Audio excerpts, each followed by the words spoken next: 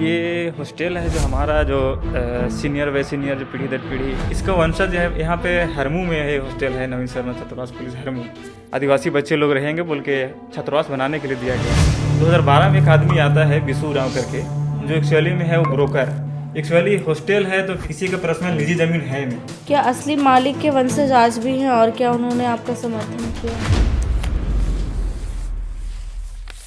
मोजरा और मरेन जोहार सभी को स्वागत करते हैं आपका संध्या तिर्की पॉडकास्ट में। आज के हमारे गेस्ट हैं सुमित पन्ना जी, जो गुमला जिला के भरनों के रहने वाले हैं। सभी को सबसे पहले रहेगा झारखंडी जोहार। तो मेरे व्यूवर्स को मैं ये बताना चाहूंगी कि आज हम लोग रांची के आदिवासी हॉस्टल के बारे में बात करने वाले हैं, तो जिनके बारे में शायद बहुत लोगों को पता भी होगा, बहुत लोगों को नहीं भी पता होगा। और रिसेंट अभी एक बहुत बड़ा कंट्रोवर्शियल मुद्दा रहा है आदिवासी हॉस्टल से रिलेटेड।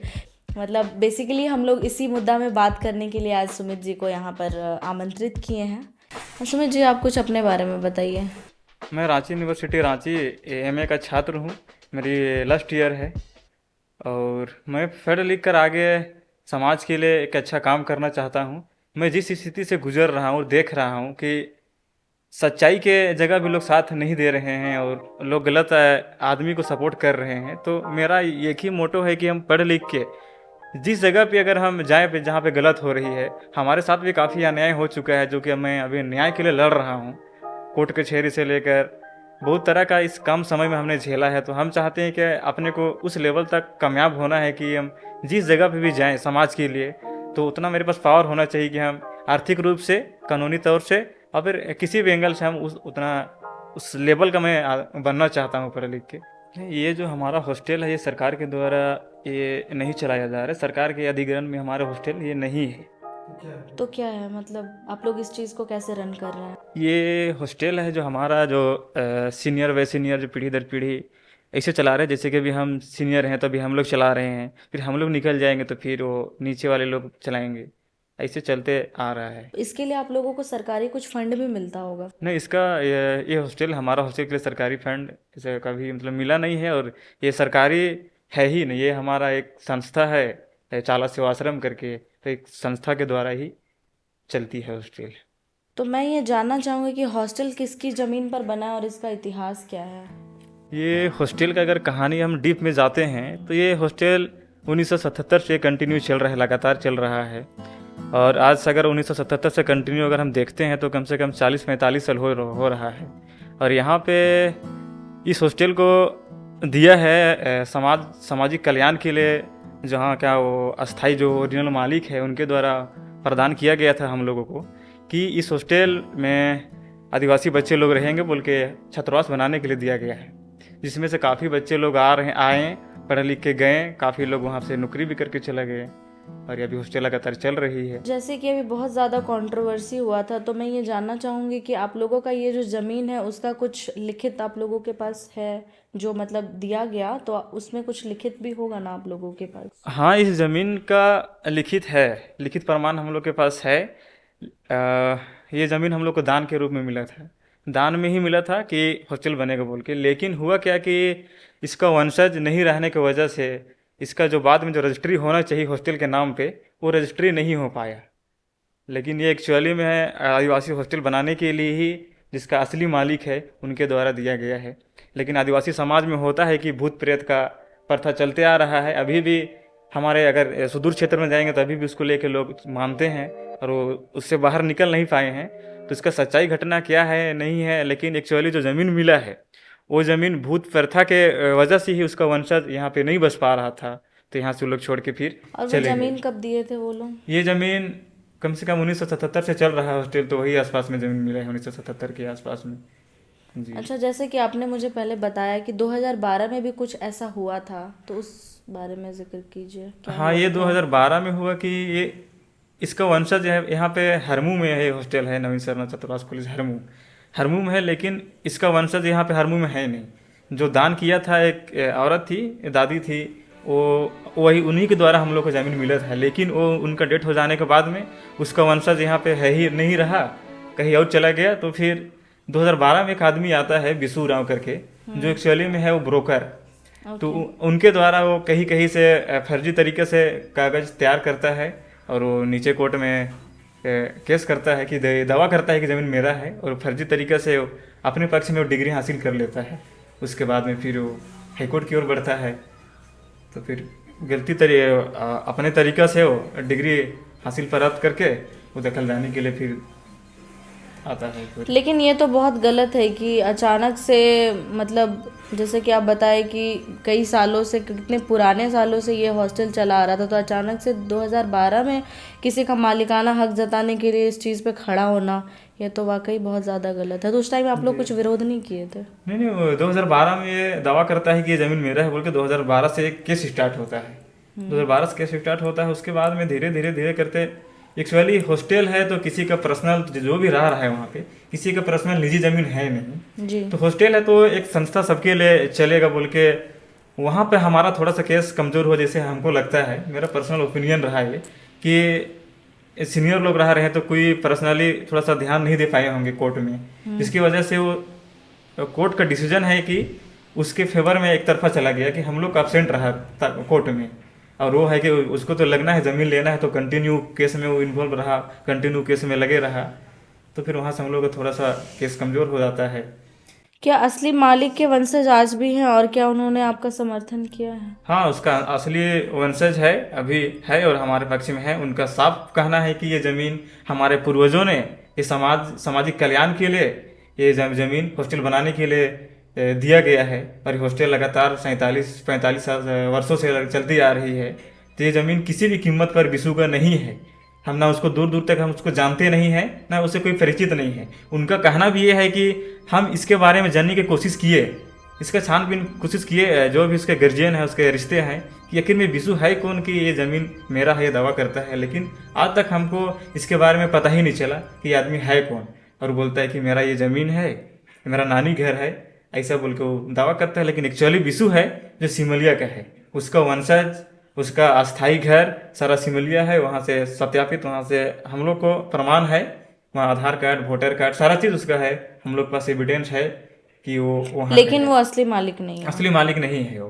और यहाँ का भी हरमू का ज़मीन, काफ़ी सारा ज़मीन उन्होंने सौदा पट्टे पे काफ़ी सारा ज़मीन बेच चुका है, और लगभग हम लोग को पता चला है कि 48 ऐसा मामला है जो कि वो सौदा पट्टा पे बेच चुका है। तो आप लोगों का जो आदिवासी हॉस्टल काफी बड़ा एरिया में वहाँ पे होगा? हाँ, 80 डिसमिल के करीब है, 80 डिसमिल। 80 डिसमिल किसी को मिल जाए ऐसे ही तो फिर तो वो निकल पड़ेगा, इसीलिए शायद इस तरह का केस करने का या तो फिर हटाने का प्रयास किया जा रहा है। हाँ, क्योंकि वो लोग एक्चुअली में है ब्रोकर, तो फिर वो लोग काफ़ी सारा ज़मीन बेच चुका है, तो लोग को लगा होगा कि ये ज़मीन हम आसानी से निकाल लेंगे, क्योंकि बाकी ज़मीन निकाल लिए तो फिर ये ज़मीन भी निकल जाएगा। तो अचानक से ऐसा क्या हुआ जो काफ़ी आप लोग अभी मैंने जैसा न्यूज़पेपर में देखा कि आप लोगों का मुद्दा काफ़ी सामने आया, तो अचानक से ऐसा क्या घटना हुआ? शायद बहुत लोग इंस्टाग्राम में या फेसबुक वीडियो में या तो पेपर में भी देखे होंगे, लेकिन उसके पीछे क्या हुआ था जिससे मामला इतना ज़्यादा आक्रोशित हो गया? इसके हम थोड़ा सा पीछे भी जाना चाहेंगे। ये 2022 में हुआ था, ये होली के त्योहार आसपास में था। अच्छा, तो ये 2022 में भी उस समय हम भी थे, क्योंकि रात में हम काफ़ी रात तक पढ़ाई किए, तो फिर हम सोए होंगे शाम नहीं, रात में वही 4-5 बजे आसपास, तो फिर लेट से सोएंगे तो उठना भी होगा लेट में ही सुबह में, तो वही हम 9 बजे 10 बजे उठे होंगे, 10-11 बजे उठ रहे थे। तो ऐसे अचानक घुसते हैं आदमी लोग, काफ़ी सारे लोग, मार्केट से जो काम करता है लेबर मजदूर लोग, उनको उठा के लाता है, पुलिस फोर्स भी आती है, अचानक घुसता है, देखता है किसी का बात नहीं सुनता है, लोग सीधे तोड़ फोड़ करना स्टार्ट हो जाता है। हम लोग किसी को पता भी नहीं, उस समय हॉस्टल में भी काफ़ी कम लोग थे, छुट्टी मनाने के सब घर चले गए थे। तो जैसे तोड़ फोड़ घुसता है तो हम लोग बोलते हैं भैया क्या हुआ, कम से कम बात कर लीजिए, उसके बाद में तोड़िएगा, लेकिन हम लोग से लोग वार्तालाप करने के लिए राजी ही नहीं। तो बाद में पता चला कि ये लोग दखलदानी, ये लोग जमीन को तोड़ने के लिए आया है, उस समय भी बिना नोटिस का, इनलीगल तरीके से। चल ठीक है, आपका ज़मीन है, मानते हैं कि आपका ज़मीन है, आप ओरिजिनल आदमी है, तो कम से कम आपके पास ऑर्डर रहना चाहिए, लीगल आपके पास नोटिस रहना चाहिए, लीगल नोटिस होना चाहिए। हाँ, बिना लीगल नोटिस 2022 में तो कांड हो गया, तोड़ फोड़ के पूरा चला गया, पूरा सब तरह बर्बाद कर दिया जो हम लोग दैनिक जीवन में यूज करते हैं। पानी से लेकर खाना में बालू डाल दिया, चावल फेंक दिया, कुआं में सिंटेक्स डाल दिया, पूरा क्षतिग्रस्त कर दिया, पूरा हॉस्टल तबाह कर दिया। लेकिन उसके बाद में फिर सामाजिक संगठन द्वारा, सामाजिक सेवा, बुद्धिजीवी लोग इधर से कैसे कैसे करके फिर पैसा दिए, फिर अल्वेस्टर सब लगाए, फिर सुचारू रूप से फिर चलने लगा हॉस्टल। फिर रहता है 2025 जो फिलहाल घटना हुआ 14 जून को हुआ, तो उस समय भी हम लोग वही खाना खाने के लिए 12 बजे जैसे निकले तो देख रहे कि लोग पूरा उस समय भी यही कहानी है कि बिना नोटिस का आया और सीधा तोड़ फोड़ करना स्टार्ट। वो लोग सुनने के लिए रेडी ही नहीं हो कि हम लोग का कहना है कि सर कम से कम अभी 2 दिन पहले भी तो नोटिस आना चाहिए। तो फिर आज आए हैं तो आज भी हम लोग 2 घंटे पहले देना चाहिए। अब तो सर आप प्लानिंग करके आए हैं, ऐसे भी संडे को ऑफिशियली वर्क होगा नहीं, आज सैटरडे है, सैटरडे को ऐसा काम करेंगे ताकि लोग संडे कुछ कर ही नहीं पाएगा। पूरा प्लानिंग के साथ में इतना सारा फोर्स आया था कि कोई दखलदानी में ऐसा रिकॉर्ड नहीं है कि इतना फोर्स देता है। कम से कम 400-500 फोर्स लेकर आया था, जिससे साफ पता चलता है कि आप गलत हैं, इस वजह से इतना फोर्स लेकर आ रहे हैं और टाइम बे टाइम आप आ रहे हैं, इनलीगल तरीके से आप एंट्री कर रहे हैं। तो इसी से पता चल जाता है कि आपका बैकग्राउंड क्या है, क्रिमिनल बैकग्राउंड। इससे साबित होता है कि आप उस फील्ड में हैं, ब्रोकर में हैं आप। तो जैसे आपने इस चीज़ का विरोध किया तो उसमें सब कितने लोग सामने आए निकल के, मतलब जो अपोजिशन के जो भी लोग हैं तो उनका क्या था स्टेटमेंट कि हम लोग मतलब क्यों कर रहे हैं ऐसा? ये हमारे पक्ष हॉस्टल की तरफ से? नहीं नहीं नहीं, उनके अच्छा, तरफ उनके से। तरफ से। हाँ। अच्छा, उनका कहना है कि ये ज़मीन मेरा है और उन्होंने हाईकोर्ट के द्वारा, हाईकोर्ट में वो अपना डिग्री ले लिया है, डिग्री ले लिया है। लेकिन हम लोग भी हाईकोर्ट में अपील किए हुए हैं, अपील किए हैं और रिव्यू के लिए भी हम लोग डाले हुए हैं कि हम लोग इसका ओरिजिनल मालिक है। और जो अभी सिविल कोर्ट में हम लोग का पिटिशन चल रहा है, टाइटल पिटिशन डाले हुए सिविल कोर्ट में, और वो ओरिजिनल मालिक भी है। तो हम लोग का कहना है कि एक बार इसका बारे में जांच हो जाए। तो इसका हम लोग जोरदार से विरोध किए कि नहीं, ये असली वंशज रहता, अगर असली जमीन का मालिक रहता तो हम लोग इसको दे देते, लेकिन ये एक्चुअली में असली है ही नहीं, तो इसको हम लोग क्यों देंगे। उनका कहना है कि मेरा ज़मीन है, हम 20 डिसमिल ये लोग को रहने के लिए दिए हैं, जबकि हमारा हॉस्टल 50 डिसमिल के करीब में हॉस्टल अभी तक है और बाकी 30 डिसमिल में ग्राउंड होगा। उनका कहना है कि 20 डिसमिल हम इन लोग को रहने के लिए दिए हैं। अब किनको दिए हैं, क्या सबूत है कि 20 डिसमिल दिए हैं? अब अपने मुंह से कह रहे हैं, मीडिया में कह रहे हैं कि हम 20 डिसमिल इन लोग को ज़मीन दिए हैं। अच्छा, मीडिया उनका सपोर्ट में है? हाँ, 2-4 मीडिया वो लोग लेकर आए थे। तो जाहिर सी बात है कि मीडिया को जबकि वैसा करना नहीं चाहिए, जो निष्पक्ष है, जो सही है, उनको दिखाना चाहिए। लेकिन अब उनके फेवर में आ रहे हैं, उनसे सवाल कर रहे हैं, ठीक है, लेकिन जो जायज़ है वो चीज़ आप बताइए। सवाल करना सही है, लेकिन उसका जो जायज़ जवाब होना चाहिए वो हाँ, लोगों के सामने आए तो वो ज़्यादा बेहतर ज़्यादा होता है। बेहतर होता है जी। लेकिन अभी बहुत सारे लोग डार्क में होंगे कि मतलब असली रीज़न उनको पता ही नहीं नहीं होगा। नहीं, बहुत ऐसा है कि काफ़ी लोगों को सटीक जानकारी नहीं है। काफ़ी लोग कमेंट भी देख रहे थे हम, कि कमेंट भी करने लगे शराब मिल गया होगा, इन लोग को कोर्ट का पालन करना चाहिए। हम लोग भी मानते हैं कि कोर्ट का पालन करना चाहिए और हम लोग करेंगे, मान सम्मान करते हैं कोर्ट का पालन। लेकिन अब गलत तरीके से अगर आप कोर्ट को गुमराह करके, फर्जी तरीके से आप डॉक्यूमेंट तैयार करके आप जीत जाते हैं और कहेंगे कि नहीं हमको ये चाहिए ज़मीन, तो ऐसा नहीं ना हो सकता है। इसका भी रास्ता है, इसका भी विकल्प होना चाहिए। तो हम लोग यही मांग है कि अगर ठीक है, एक बार जांच हो जाना चाहिए। अब असली ज़मीन के हकदार है तो हम लोग क्यों नहीं देंगे? हम लोग का क्या होता है कि हम किसी पर्सनली के, तो हम लोग को होगा नहीं ज़मीन, हो किसी का अपना है ना, किसी का जितना 80-85-100 है, किसी का होगा नहीं। अगर ये ज़मीन बचेगा तो हमारे जितना भी ट्राइबल स्टूडेंट हैं वो लोग आएंगे, पढ़ेंगे। जितना आज का रिकॉर्ड रहा कि जितना भी इस हॉस्टल में रहे हैं वो मिडिल क्लास की ही, उससे निचले स्तर के लोग ही इस हॉस्टल में रहते हैं और वो अपना सफल हुए हैं, अपना करियर बना के निकले हैं। तो आप लोगों के पास मतलब हॉस्टल से रिलेटेड और क्या क्या एविडेंस है जो आप लोगों के पक्ष में है? हॉस्टल का सबसे बड़ी बात तो हम लोग के पास में अभी जो असली ओनर है ज़मीन का, असली मालिक है, वो हमारे पास हैं। और जो 1977 से कंटिन्यू चल रहा है, हॉस्टल लगातार चल रहा है, वहाँ से जितने स्टूडेंट पढ़ के निकले हैं वो हमारे पास गवाही है। और बस्ती के लोग हैं तो हमारे पास 47 आसपास ईयर हो गया होगा, चल रहा है, तो उससे साबित और क्या चाहिए। जैसे कि आपने बताया कि अभी वहाँ पर 100 से ज़्यादा स्टूडेंट वहाँ पे जी। जैसे रह रहे हैं, तो अगर खुदा ना खास्ते कभी उतने लोग अगर हॉस्टल से बेघर हो जाते हैं तो फिर ये बहुत हमको लगता है बहुत बुरा होगा। तो सारे हॉस्टल्स के स्टूडेंट में भी एक शायद डर आ गया होगा अभी, तो वो लोग अभी क्या फील कर रहे हैं? ये एक बहुत बड़ा गंभीर ही है, क्योंकि एक हमारा हॉस्टल है, ये भवन नहीं है। ये हॉस्टल है कि ये काफ़ी लोगों का सपनों का घर है। ये सपनों का घर है। काफ़ी लोग यहाँ पे सोच के आए हैं कि यहाँ से कुछ करके निकलेंगे। हम लोग भी सोच रहे हैं कि कुछ करके निकलेंगे। और ये हमारा एक किसी का ज़मीन है नहीं। अगर ये ज़मीन बचती है तो हमारा के समाज के ही लोग रहेंगे, पढ़ेंगे और आगे अपना फिर समाज का लोग विकास कहते हैं। अगर एक हम आदिवासी समाज को आगे एक हॉस्टल को नहीं बचा पाते हैं और वो भी इनलीगल तरीके से कब्जा करना चाहता है, तो जाहिर सी बात है लोगों को एक डर होगा ही होगा। कई लोग जागरूक नहीं है और हर किसी के पास लड़ने का उतना एबिलिटी नहीं रहता है हर बच्चे के ऊपर, तो लोग डर जाते हैं। लेकिन हम लोग तो ऐसे हैं कि जहाँ सच्चाई है उसके लिए शुरू से लड़ते आए हैं वो मुखरता से, तो हम लोग डरेंगे नहीं कि और हम लोग उसको जमीन देंगे भी नहीं। जब हम सही हैं तो हम सही के हाँ। साथ बने रहेंगे, डटे रहेंगे। डटे रहेंगे। चिंता एग्जैक्टली। सभी को है, कई के बच्चे लोग भी नया नया लोग आते हैं, किन्हीं को इस हॉस्टल का कहानी सही से पता नहीं होगा तो हमारा क्या होगा क्या नहीं। और सबसे बड़ी बात है कि ये जितना भी आते हैं ये ग्रामीण क्षेत्र से, बहुत सुदूर क्षेत्र से लोग आते हैं, जिसके पास उतना आमदनी नहीं होता है, उसका फैमिली बैकग्राउंड उतना अच्छा नहीं होता है कि वो बाहर सर्वाइव कर पाएंगे अच्छा रेंट में, अच्छा लॉज में। तो वैसे परिवार से आते हैं जो कि यहाँ पे रांची में अगर सबसे सस्ता में मिले तो हमारा हॉस्टल नवीन सरना कॉलेज छात्रावास ही है। अगर हर किसी का अगर उनके बारे में जानने की कोशिश कीजिएगा तो पता चल जाएगा कि हाँ ये बच्चे किस परिवार से बिलोंग करते हैं, किस स्थिति में पढ़ रहा है।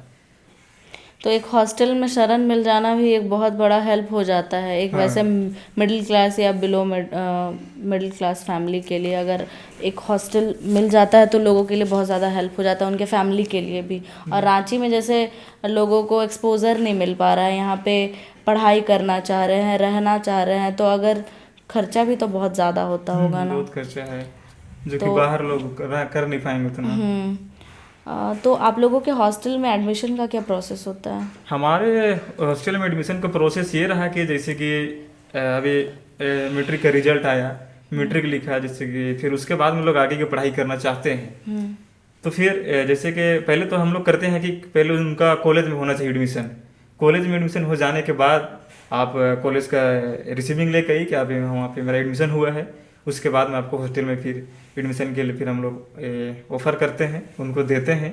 और हमारा हॉस्टल में ट्राइबल के ही रहते हैं वहाँ पे। अच्छा, सिर्फ मतलब ट्राइबल लोगों हाँ, के ट्राइबल लिए। लोगों के लिए ही है हॉस्टल। ओके। वही हर साल कम से कम 20 से 30 सीट रहता है।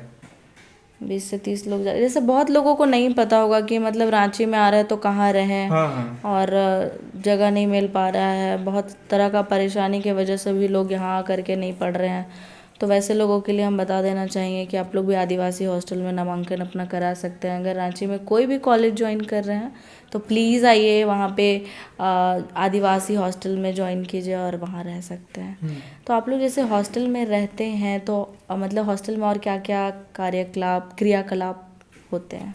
वहाँ पे एक्चुअली हम लोग रहते हैं कि हमारे जितना भी बच्चे रहते हैं वहाँ पे काफ़ी यूनिटी अच्छा रहा। तो जैसे कि हम लोग को ज़्यादा प्रमोट करते हैं कि हम लोग ट्राइबल हैं और हम लोग उस हॉस्टल में हैं, तो हमारा दायित्व बनता है कि हम समाज को थोड़ा सा पढ़ेंगे लिखेंगे। लोग कहते हैं कि पढ़ेंगे लिखेंगे हक के लिए लड़ेंगे, समाज के लिए लड़ेंगे।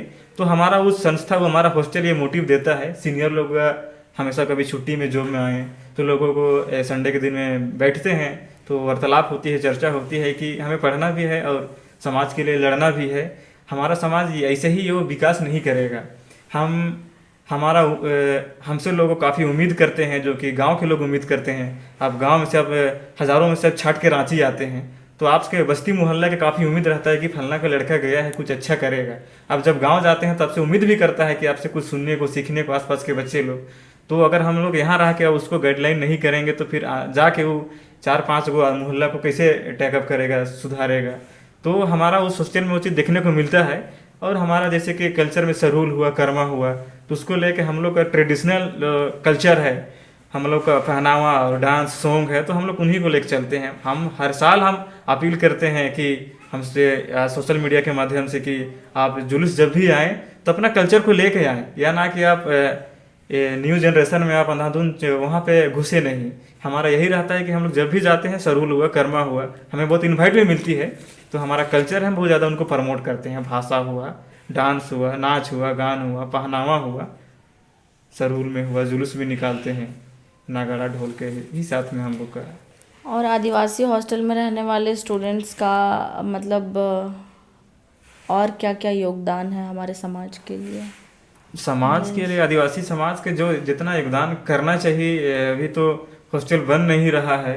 और जो है भी अगर उसको हम बचा नहीं पा रहे हैं, तो यही हम चाहेंगे कि जितना भी आदिवासी अगुवाई करता लोग अपने को है कहते हैं, तो जहाँ पे एक बार किसी के बारे में, चलो समस्या मैं जानता हूँ कि रांची में बहुत सारा समस्या है, लोग आते हैं भाषण दे के लोग चले भी जाते हैं, लोग कहते हैं कि बहुत सारा समस्या है, हम लोग किनको देखेंगे।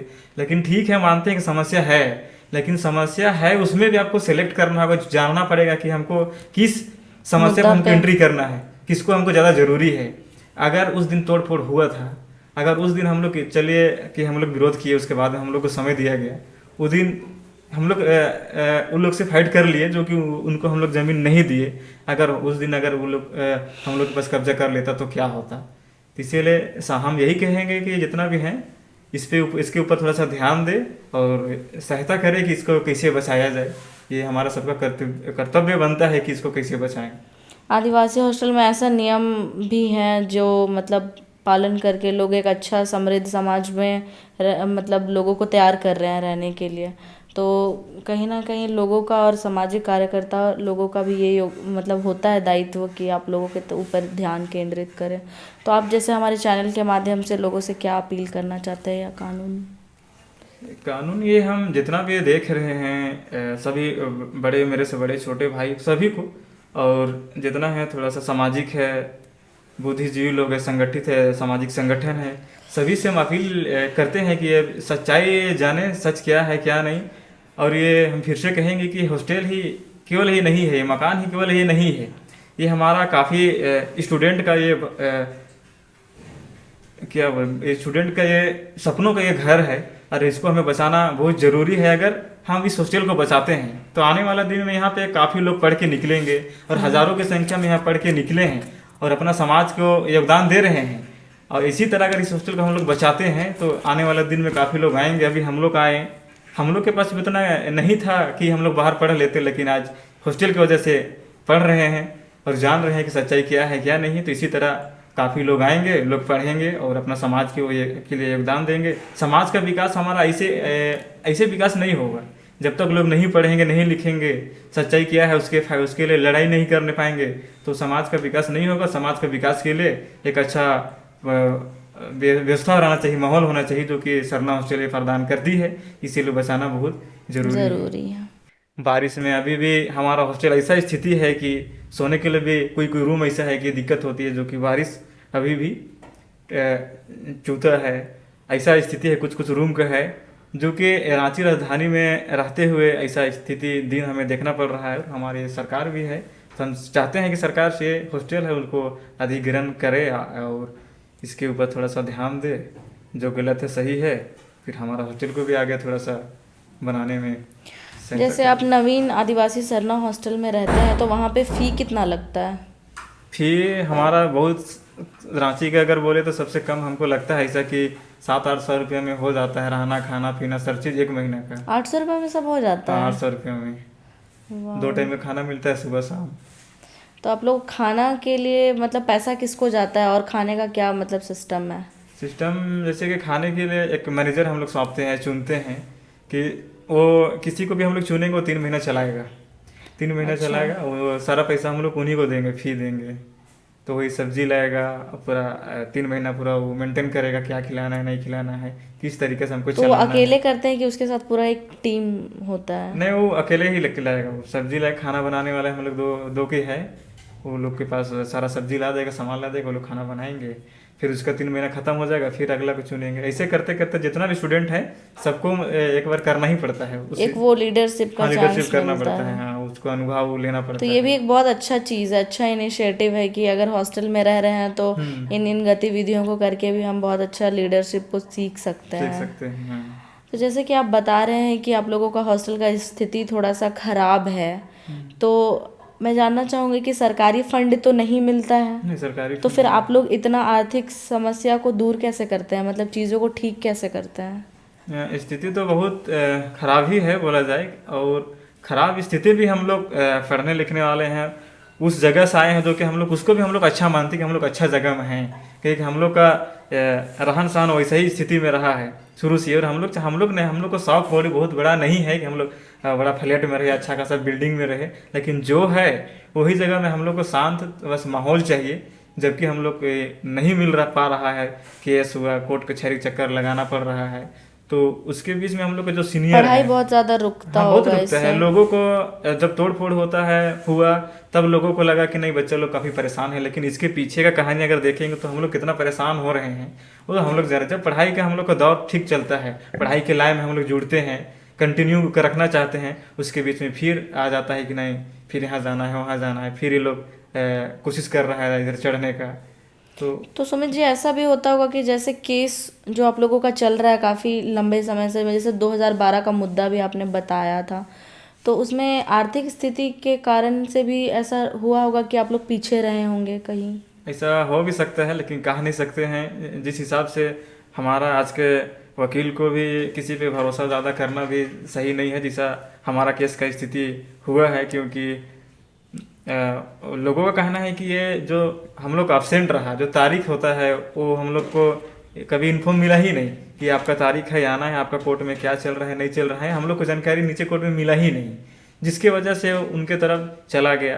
तो हो कहीं ना सके कहीं ये आर्थिक हो मुद्दा भी सके है। आर्थिक भी रहा होगा उस समय हम लोग को। तो फिर हम लोग फिलहाल आए तो नहीं पता, हो सके उस समय पैसा का भी दिक्कत था होगा, उस समय गरीबी भी ज़्यादा थी, जी। तो हो सके पैसा का भी रहा तो होगा। आप हॉस्टल में कब से रह रहे हैं?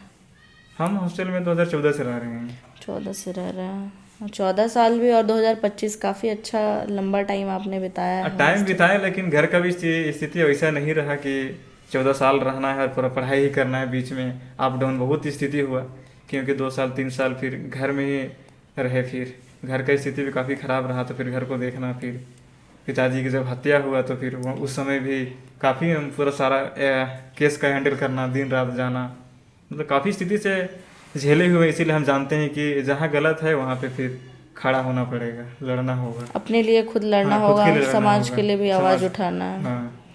बिल्कुल। जब तक नहीं लड़ेंगे, आवाज़ नहीं बनेंगे, आपको कुचल दिया जाएगा, आप कमज़ोर हो जाइएगा। जिस दिन आप एक बार स्टैंड ले लीजिए, खड़ा हो जाइएगा, उस दिन पता चल जाएगा कि ये झुकने वाला नहीं है। अगर जिस दिन आप दब गए, उस दिन दब के आदमी लोग निकल जाएगा। अगर अभी हम लोग छोड़ देते हैं, अगर हम लोग फाइट नहीं करते हैं, तो लोग यहाँ पे ज़मीन बेचा, इतना वो लोग को फिर मनोबल बढ़ते जाएगा। कितना बड़ा हॉस्टल को जब हम लोग हरवा सकते हैं, तो कहीं भी ज़मीन को हम लोग कब्जा कर सकते हैं।